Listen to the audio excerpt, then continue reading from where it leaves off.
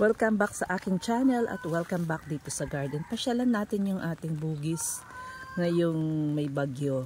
So yung mga nakaraang buwan, July, August, walang mga bulaklak yung aking bugis kasi palaging umuulan at wala silang greenhouse. So meron kaming nilagay nung huli na mga October na, pero ayan, nung nakita kong umuulan ay umaaraw na ay tinanggal ko. Pero ngayon, tignan natin ngayon na may bagyo. So ingat-ingat lang po sa mga taga-ibang lugar na talaga naman ang lakas ng ulan, mga baha. So ngayon, pasyalan lang po natin yung ating bugis ngayon, yung kanilang mga bulaklak. Ayan. Ayan, itong aking 5-in-1 ay nag-start ng mag-bloom. Tapos ito 4-in-1. Ayan, yung white, violet. Tapos itong parang hindi ko alam yung variety nito. Pero 5-in-1 ito. Tapos ito 3-in-1. Ayan yung isa. Tapos namumulaklak na rin yung isa. Meron na rin siya bulaklak. Tapos meron pang isa dito. Walang bulaklak. So yung mga iba natin dito, ayan. Ayan, nag-start ng mamulaklak. Ayan. So, may mga bulaklak na rin yung mga iba dyan. So, kasalukuyan ngayon, ayan, umuulan. So, pinasyalan ko lang. So, mula nung umulan, hindi ako pumunta dito. Ngayon lang, so, pinasyalan ko yung ating bugis. Kung ano na yung nangyari. Katulad nung ito. Ito yung 2-in-1, yung foxtail pink and foxtail yellow. Ayan, nag-start na siyang mag-bloom din. Kaya lang dahil nga sa ulan, ayan. Ayan. Ito, ayan. Kung makikita nyo ay baksak yung kanyang sanga. Ayan, ayan, naglaglagan na yung kanyang mga bulaklak. Tapos dito, ayan, nag-start na rin silang mag-bloom. Tapos ito din. Ayan, makikita nyo. Tapos itong mga to, kinat ko ito. Kaya ayan. Parang ayan, nag-start na rin siyang mag-bloom. Ayan, meron siyang buds. O, tapos ito din, ayan. Ayan, mga kinat ko na itong mga trinim. Kaya ayan, nag-start na silang mag-bloom. Kaya lang ngayon, ayan, umuulan na naman. Kaya, ayan, tignan natin. So, ito din kinat ko ito. Talagang ano na to, dry na siya. Pero nung kinat ko, ayan. Nung trinim ko talaga siya, hard pruning, ay ayan. Nag-start na siyang nag-buds. Ayan, nag-blooming na naman siya. So, tapos ito yung mga gagawin kong graft. Pero parang gusto kong putulin pa ng sanga.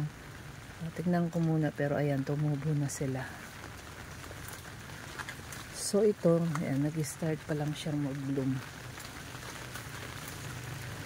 Tapos ito, ayan, yung mataas. So ayan yung si yellow, si white. So ayan, nag-start na silang mag-bloom. Tapos si Japan silk ay gusto ko mapalaki yung sanga niya. At makapag-harvest ako ng maraming mga sanga para itanim. Kaya tinanim ko siya sa lupa. So, meron din akong isang tinanim sa lupa. Dito, si Mashuri Pink. Ayan, nag-start ng mag-bloom. Tapos dito, may mga mulberry naman ako. Ayan, punong-puno yun. Na ano na, kasi natin. Puno siya ng bunga. Ayan, ito. Ayan, matamis siyang bunga ng mulberry. Pag black na.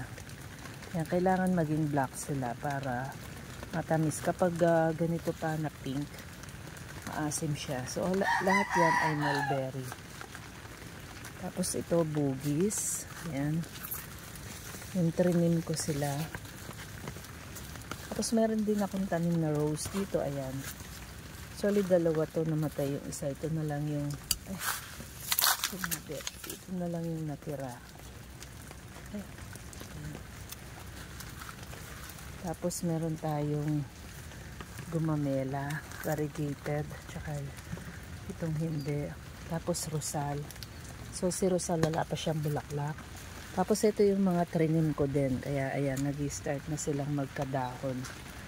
Ayan. Ito hindi ko trinim itong mga to. Kasi alam ko mga magagandang variety ito. So nawala na yung ibang mga ano nila. Gusto ko kasing mag-cut dito at mag-propagate. Kaya lang di pa ako nakapag-propagate ngayon.